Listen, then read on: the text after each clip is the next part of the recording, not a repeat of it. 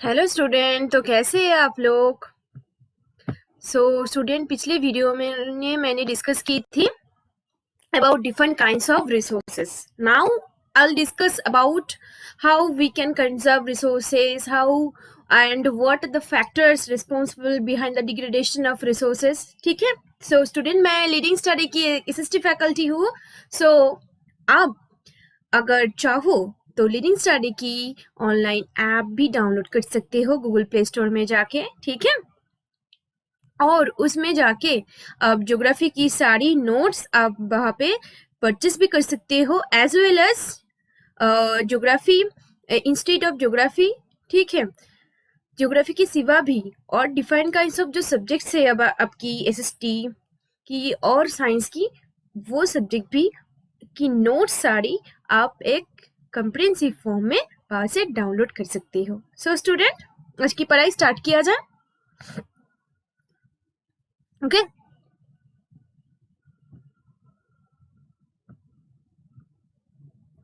The use of land is determined both by the physical factors such as the topography, climate, soil types as well as the human factors. देखो student, एक land को हम कैसे use कर सकते हैं और कैसे यूज करेंगे वो काफी सारे फैक्टर्स के ऊपर डिपेंडेंट है। फर्स्ट ऑफ ऑल स्टूडेंट, देखो, एक है टोपोग्राफी। स्टूडेंट, अगर टोपोग्राफी माउंटेन एरिया हो तो माउंटेन एरिया में हम लोग टेरेस कल्टीवेशन ये सब कर सकते हैं। ठीक है। अगर प्लेन लैंड हो तो प्लेन लैंड में हम सबसे ज्यादा कल्टीवेशन अच्छी तरीके से कर पाएंगे। उसके बाद क्लाइमेट, अगर क्लाइमेट सुइटेबल हो, ठीक है, सुइटेबल का मतलब अगर मॉनसून रेनफॉल और रेनफॉल ज्यादा से ज्यादा हो, ठीक है, एक बैलेंस हो रेनफॉल में और टेम्परेचर सही हो क्रॉप प्रोडक्शन करने के लिए, ये ठीक है, वो क्लाइमेट हमारे चाहिए। मगर अगर क्लाइमेट थोड़ी सी हर्श हो, मतलब अगर वहाँ पे स्नोफॉल ज़्यादा हो, एक्सट्रीम लेवल की, टेम्परेचर कूल हो और टेम्परेचर सबसे ज़्यादा हो, मतलब जैसे राजस्थान और सहारा डेजर्ट की जो टेम्परेचर है बहुत ज़्यादा, ठीक है, वो उस जगह में हम ज़्यादा से ज़्यादा क्रॉप प्रोडक्शन नहीं कर पाएंगे। ठीक है। सॉइल टाइप्स के ऊपर भी डिपेंड करती है। स्टूडेंट, एलोवियल सॉइल जो सबसे फर्टाइल सॉइल है among all other the soil, ठीक है, उस सॉइल में सबसे ज्यादा क्रॉप प्रोडक्शन हो सकते हैं। ठीक है। मगर जो कोर्स गेन सॉइल है वो उस सॉइल में एसिडिक और सैलाइन जो सॉइल है उस सॉइल में हम ज्यादा से ज्यादा क्रॉप प्रोडक्शन नहीं कर पाएंगे।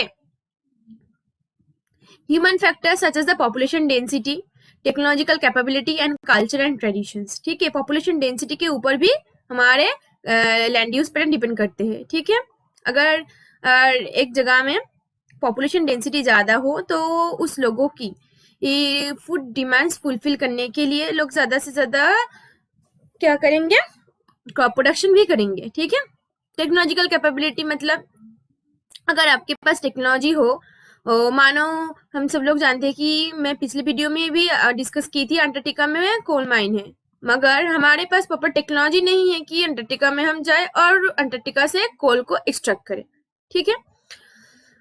ए गई, हम लोग कैसे लैंड को यूज करेंगे और what are the factors that determine how we can use the land. Total geographical area of India 3.28 million square kilometre. ठीक है। देखो स्टूडेंट, इंडिया की वर्ल्ड में इंडिया की कितनी परसेंटेज है और इंडिया का जो एरिया कितने हैं,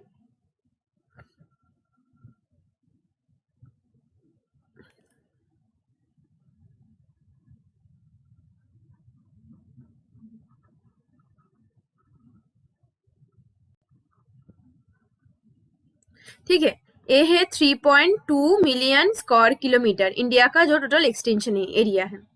However, is available only for 93% of the total geographical area. इसमें से हम 93% टोटल geographical area के बारे में हमारे पता है। ठीक है।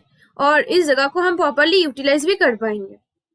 Because the land use reporting the most of the northeast states except Assam has not been done fully. देखो स्टूडेंट, यहाँ पर हम जानते हैं कि यहाँ पर अरुणाचल प्रदेश का पे डेंस फॉरेस्ट ज्यादा है।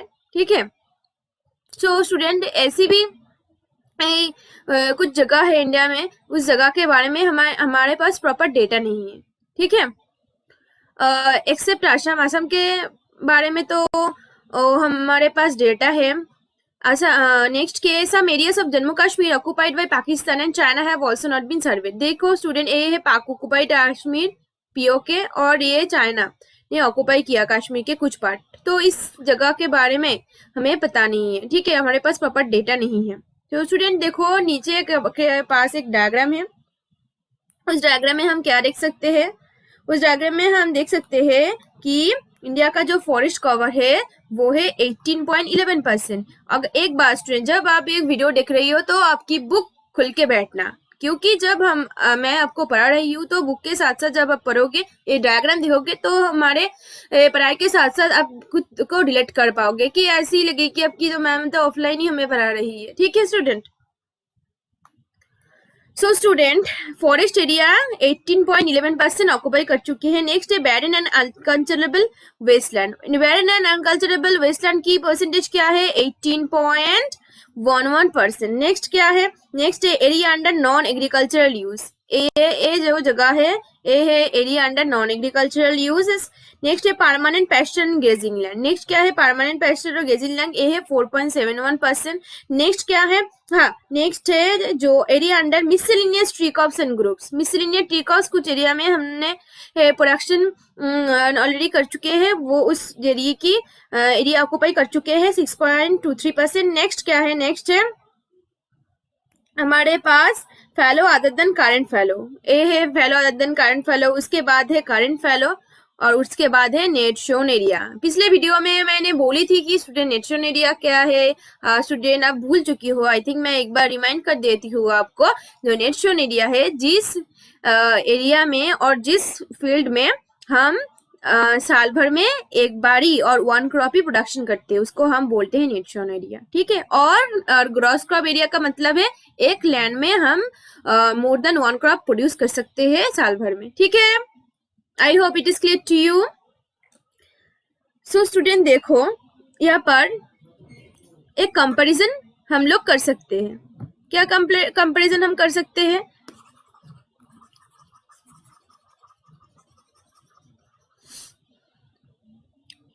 कि 1960 ए है 1960 टू 61, और ये है 2014 टू 15 की डेटा। ठीक है। इसके बीच हम ये बोल सकते हैं कि इंडिया का जो फॉरेस्ट लैंड वो काफी ज्यादा इंक्रीज कर चुके हैं। ठीक है। असली में तो इंक्रीज नहीं करी स्टूडेंट। अब क्यों बताओगे मैम, ये क्यों हुआ? आप फिर खुद ही बता रही हो कि 18% से 23%, मोस्ट प्रोबेबली 5% इंक्रीज कर चुके हैं। तो आप क्यों बोल रही हो कि नहीं इंक्रीज की? देखो स्टूडेंट, मैं आपको क्लियर कर रही हूँ कि देखो,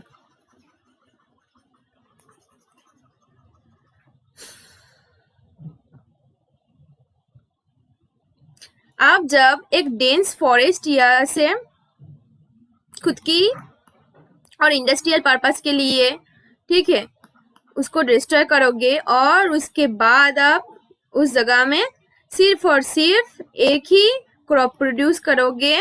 ठीक है।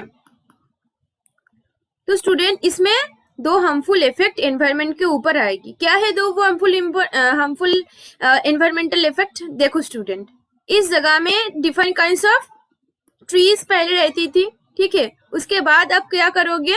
उस जगह में कुछ साल भर उसको यूटिलाइज करके जब वो इनफर्टाइल हो जाएगी तब एक ही ट्री वहां पे लगाओगे और बोलोगे अब तो ट्रीज की जो अमाउंट वो काफी ज्यादा इंक्रीज कर चुके हैं, लेकिन असली में नहीं होती। क्योंकि देखो स्टूडेंट, यहाँ पे different kinds of varieties of trees यहाँ पे थी, और एक हैबिटेट, एक इकोसिस्टम थी। मगर इस जगह में वो हैबिटेट, वो इकोसिस्टम नहीं हो पाएगी।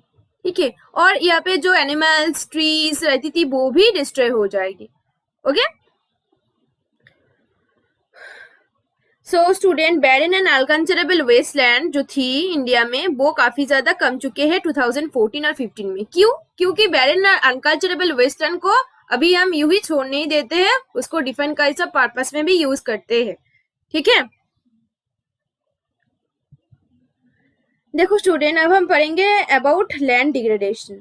ठीक है, we have shared our land with the past generation and will have to do with the future generation too. 95% of our basic needs of food, shelter, clothing are obtained from land. ठीक है, हमारे जो basic necessities है वो पूरे land के ऊपर dependent है। ठीक है, लैंड के सिवा हम लोग कुछ भी नहीं है। So student, human activities have not only brought about degradation of land but have also aggravated the pace of natural forces to cause damage of land. ठीक है, ह्यूमन की इंटरवेंशन की वजह से ये लैंड की जो डिग्रेडेशन काफी ज्यादा इंटेंस और हुए में हो रही है। ठीक है, some human activities such as the deforestation. ठीक है, डिफॉरेस्टेशन के लिए क्या होता है स्टूडेंट, मैं बताती हूँ आपको।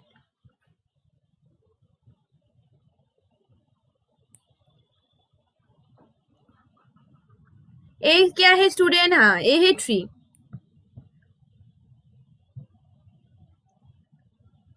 और ट्रे है ट्री के रूट। ठीक है, और मिट्टी को वो बाउंड कर रखते हैं। ठीक है, जब हम डिफोरेस्टेशन करते हैं, पेड़ को काटते हैं, तो क्या होते हैं स्टूडेंट,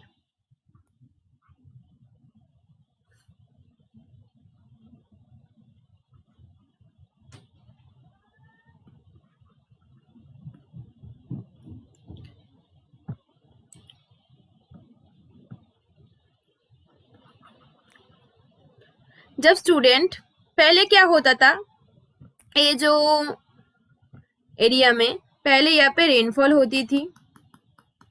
ठीक है, रेनफॉल होने की वजह से ये जो रूट्स है ना, तो रूट ये मिट्टी को बाउंड करके रखता था, तो यहाँ पे लैंड जो डिग्रेडेशन, ठीक है, लैंड से कम होती थी। लेकिन अब यहाँ पे कोई ट्रीज नहीं है, तो अब क्या होगी, जब बारिश होगी, अब जब बारिश होगी तो यहाँ पे ज्यादा से ज्यादा लैंड डिग्रेडेशन होगी। लैंड डिग्रेडेशन होने की वजह से और लैंडस्लाइड की वजह से ये जो सेडिमेंट्स ये सब वगैरह है, ये जाके कहाँ पे स्टोर होगी, ये अल्टीमेटली जाके जो रिवर है उसमें स्टोर होगी। ठीक है, रिवर में स्टोर होने की वजह से क्या होगी, रिवर की स्टोर होने की वजह से रिवर की वाटर होल्डिंग कैपेसिटी कम हो जाएगी। इसका मतलब क्या है, देखो स्टूडेंट, एक वाटर बॉटल, ठीक है, वाटर बॉटल की मानो कैपेसिटी 1 लीटर। अब जब ये वाटर बॉटल में अब 1 लीटर से ज्यादा वाटर अब दोगे तो क्या होगी, तो वाटर यहाँ से गिर जाएगी। ठीक है, तो ऐसा ही होता है, जब रिवर की वाटर होल्डिंग कैपेसिटी कम हो जाती है तब फ्लड होती है। ठीक है, तो all these natural calamities are related with each other. ठीक है, नेक्स्ट क्या है, नेक्स्ट है ओवरगेजिंग। ओके,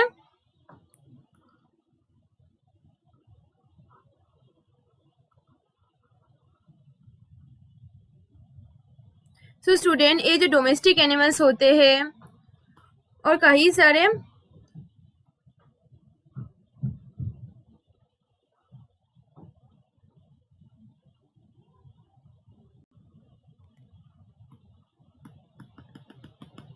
एनिमल्स वे क्या करता है, ये सबसे ज्यादा ग्रास को खाते हैं। ठीक है,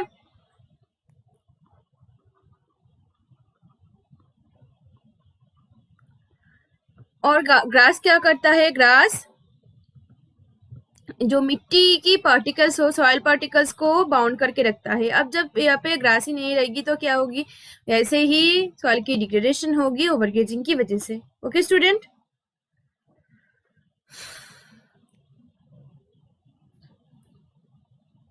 नेक्स्ट क्या है, माइनिंग एंड क्वेरिंग। ठीक है, माइनिंग और क्वेरिंग की वजह से लैंड क्यों डिग्रेड होता है, मैं आपको समझ। ठीक है स्टूडेंट, मानो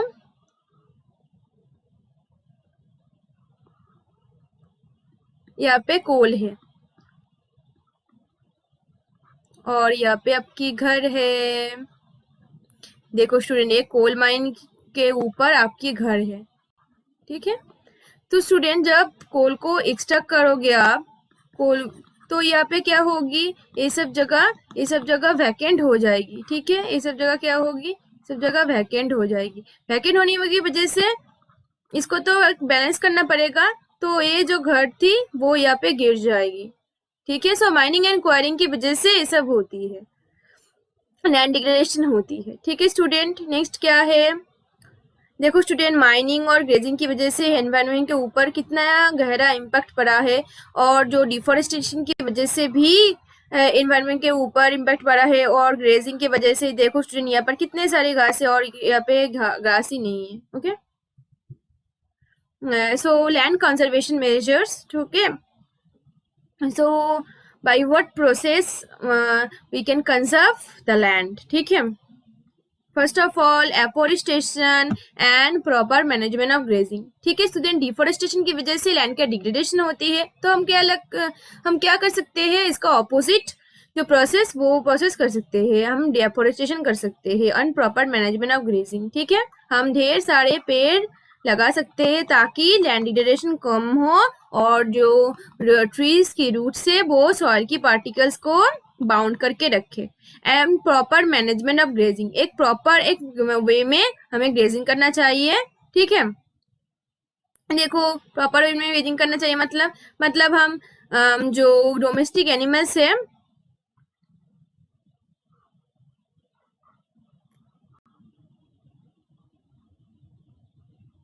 ठीक है, उसको हम 2-3 महीने के लिए इस फील्ड में ग्रास ग्रेजिंग कर सकते हैं, तो और उसके बाद 2-3 मंथ यूं ही इसको अबंडन छोड़ के दूसरे जगह में भी जा सकते हैं ताकि ये नेचुरली यहाँ पे ग्रास ग्रो हो सके, ठीक है। ऐसे करके हम मैनेजमेंट वे में ग्रेजिंग कर सकते हैं, ठीक है। नेक्स्ट क्या है, proper management of wasteland. Proper management of wasteland का मतलब क्या है, एक वेस्टलैंड को यूं ही नहीं छोड़ के हम उसको डिफरेंट काइंड्स ऑफ वेजिटेबल्स और क्रॉप प्रोडक्शन के लिए भी हम यूज कर सकते हैं, ठीक है। Control of mining activities, mining activities को कंट्रोल करना चाहिए। देखो स्टूडेंट, यहाँ पर माइनिंग करने की वजह से पूरा जगह वैकेंट हो गई। अगर हमें माइनिंग प्रॉपर तरीके से करना है तो माइनिंग होने के बाद ये जो वैकेंट जगह होता है उसको हमें फिल करना पड़ता है। ये सब ध्यान में रखना पड़ेगा जब हम माइनिंग करेंगे, ठीक है। और जब माइनिंग करेंगे, जो लेबर माइनिंग एक्टिविटी से साथ एसोसिएटेड है, प्रॉपर प्रिकॉशन भी लेना होगा ताकि जो माइनिंग के अंदर जो ऑक्सीजन की कम होती है और डिफरेंट काइंड से आग लगने की जो डेंजरस रिस्क होते हैं, ठीक है, वो ज्यादा ना हो। नेक्स्ट क्या है, नेक्स्ट है प्लांटिंग ऑफ शेल्टर बेड्स और प्लांट्स। देखो स्टूडेंट, यहाँ पे काफी ज्यादा सैंड है, ठीक है, तो सैंड काफी ज्यादा आगे बढ़ रही है। इसको आगे बढ़ने के लिए रोकने के लिए हम सैंड के इस जगह में बैंक में काफी ज्यादा ट्रीज को लगाया है ताकि शेल्टर प्लांट की जो शेल्टर बेड्स जो एक्सटेंशन ऑफ सैंड को रोक पाए, ठीक है। स्टेबिलाईजेशन ऑफ सैंड ड्यून्स के ऊपर हम जो ये सब ट्रीज की जो रिमेनिंग पोर्शन ये सब भी रख सकते हैं ताकि सैंड ड्यून्स काफी ज्यादा स्टेबिलाईज हो जाए। उसके बाद proper discharge and disposal of industrial effluents and waste water after treatment. देखो student, a waste water chemical industries में हम लोग जब जानते हैं कि ज्यादा से ज्यादा पानी का जरूरत होता है मशीन्स को ठंडा करने के लिए और डिफरेंट काइंड्स ऑफ पर्पस के लिए। उसके बाद हमने क्या करना चाहिए, जब हम मानो इस जगह में एक